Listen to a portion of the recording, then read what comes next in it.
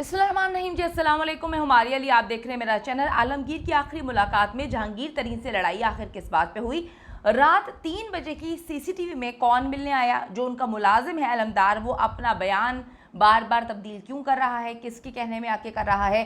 1 बजे, 7 बजे या फिर 10 बजे मौत की 3 अलग अलग टाइमिंग्स जो हैं वो क्यों सामने आ चुकी हैं? 4 से 4:30 के दरमियान क्या कुछ होता रहा? करीबी दोस्त के हैरानकुन इंकशाफात आज की वीडियो में हम शामिल करेंगे। जहांगीर तरीन के भाई आलमगीर तरीन की मुबैना खुदकुशी का मामला जो है उसमें नई डेवलपमेंट सामने आ रही हैं। पुलिस की कोशिश है कि इस केस को दबा दिया जाए, ये कह के ख़त्म कर दिया जाए कि खुदकुशी है, और बड़े दिन से बार बार खुदकुशी, एक ख़त, उसके बाद अजीब से मामला, रोना धोना, बड़ा डिप्रेसिंग सिचुएशन थी। ये कहानियाँ जो हैं वो आवाम को सुनाई जा रही हैं ताकि आवाम अगली कहानी आने तक इस कहानी को भूल जाएगी और फिर जो खुदकुशी हुई है या मर्डर किया गया है वो दब जाएगा। तरीन से जी रात 3 बजे कौन मिलने आया था और फ्लैट का दरवाज़ा किसने खोला था? घरेलू मुलाजिम जो है वो उस वक्त कहाँ पे था? फ्लैट की चाबी किस किस के पास थी? पुलिस अब अलमदार जो उनका मुलाजिम है, ठीक है, उसकी बातों पर यकीन नहीं कर रही और सीसीटीवी फुटेज का जो है वो जायज़ा ले रही है। तरीन की आखिरी ख़त में आप सबको पता है कि ख़त निकल के सामने आता है जिसमें 3 लोगों को क्लीन चिट दे दी गई है। एक है जी जहांगीर तरीन, उनके भाई, जिनके साथ मामलात ये निकल के सामने आ रहे थे कि जी बड़े अरसे से जो है वो जहांगीर तरीन के साथ इनके मामलात थे कि ये जायदाद में हिस्सा मांग रहे थे और जहांगीर तरीन जो है वो बार बार हिस्सा देने से इनकार कर रहे थे। दूसरा नाम है शाज़ो का शाजिया। उनका करैक्टर भी बड़ा मिस्टीरियस है। मिस्टीरियस हमने नहीं बनाया, ठीक है, मिस्टीरियस उन्होंने खुद बनाया है। जिस दिन तरीन साहब की जो है वो मौत होती है, उस दिन उनकी तदफीन से पहले जो है वो खातून इंटरव्यू देती हैं। इंटरव्यू में वो बहुत ही कंपोस्ट लग रही हैं, बड़ी रिलैक्स हैं, ऐसे जैसे कि कोई सदियों से जो है वो तरीन साहब बीमार थे और अब वो अल्लाह के पास चले गए हैं, तो कोई बहुत उनकी बीमारी से उनको छुटकारा हासिल हो गया है, या कोई बड़े उनकी ज़िंदगी में ऐसे मसले थे कि उनका एक्सीडेंट हो गया और वो फौत हो गए।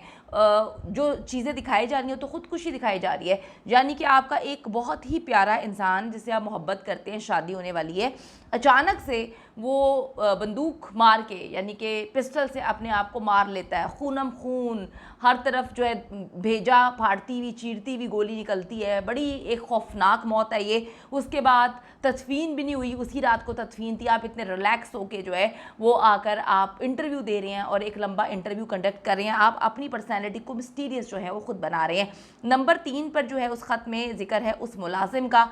ये वो मुलाजिम है जो बड़े सालों से जो है तरीन साहब के साथ था और बड़े ही अरसे से उनका जो है वफ़ादार तस्वुर किया जाता है। तो ये 3 लोग हैं जो इन तीनों पे ही शक जाता है और चौथा नाम कोई है ही नहीं, क्योंकि मुलाजिम घर में साथ रहता है। शाज़ो वो हैं जो मंगेतर हैं और जहांगीर तरीन वो हैं जो उनके भाई हैं जिनके साथ जायदाद में मसला है। तीनों को जी क्लीन चिट दे दी है, एक लेटर बरामद हुआ। कितनी अजीब सी बात है। अब पुलिस इन्हीं तीनों को शक की नज़र से देख रही है।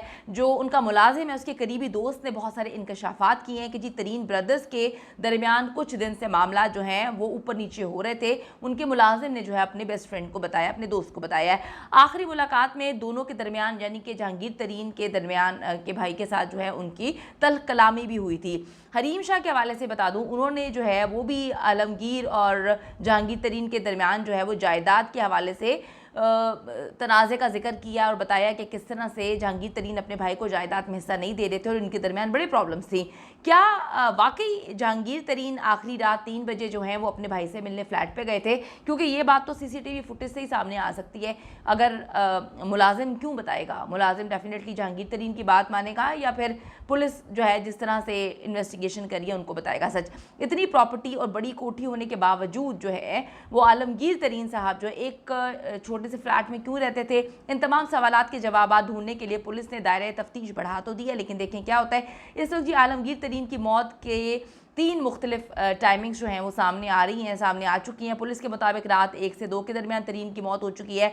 पुलिस से हॉस्पिटल को डॉक्टर जो है उन्होंने बताया है कि जी 10 से 11 का बताया है, जबकि जो पोस्टमार्टम रिपोर्ट है उसके मुताबिक 6 से 7 के दरमियान का टाइम है, यानी कि 3 अलग मुख्तलिफ टाइमिंग्स हैं। और जो मुलाजिम है वो भी अजीब सी बात कर रहा है कि जी वो तो हमें तो कोई बंदूक चलने की आवाज़ नहीं आई। ना उनको बंदूक चलने की आवाज़ आई, ना उनको कोई और आवाज़ आई। यानी कि बहुत सारी चीज़ें बहुत सारे लोग छुपा रहे हैं। अब टाइम बदल कर पुलिस किसको जो है वो फ़ायदा पहुंचाने की कोशिश कर रही है या पहुंचा चुकी है, ये तो आप लोग भी बेहतर जानते हैं। तरीन के मोबाइल रिकॉर्ड और सीसीटीवी बहुत अहमियत रखते हैं और अहम किरदार अदा कर चुके हैं, क्योंकि उससे पता चला कि जी किससे कब कहाँ पर मुलाकात हुई थी। आलमगीर तरीन की जो मंगेतर हैं शाजिया साहिबा, उन्होंने शाम 4 से 4:30 के दरमियान जो है आधा घंटा बात की और वो अपने इंटरव्यू में उस दिन आकर अपनी सफाइयाँ पेश करती हुई बता रही हैं कि ये खुदकुशी, मतलब ये वो उन्होंने अपनी जान का खात्मा कर दिया, ऐसा कुछ नज़र तो नहीं आ रहा था। लेकिन अब आप उनको उनके अच्छे वक्त को याद रखें,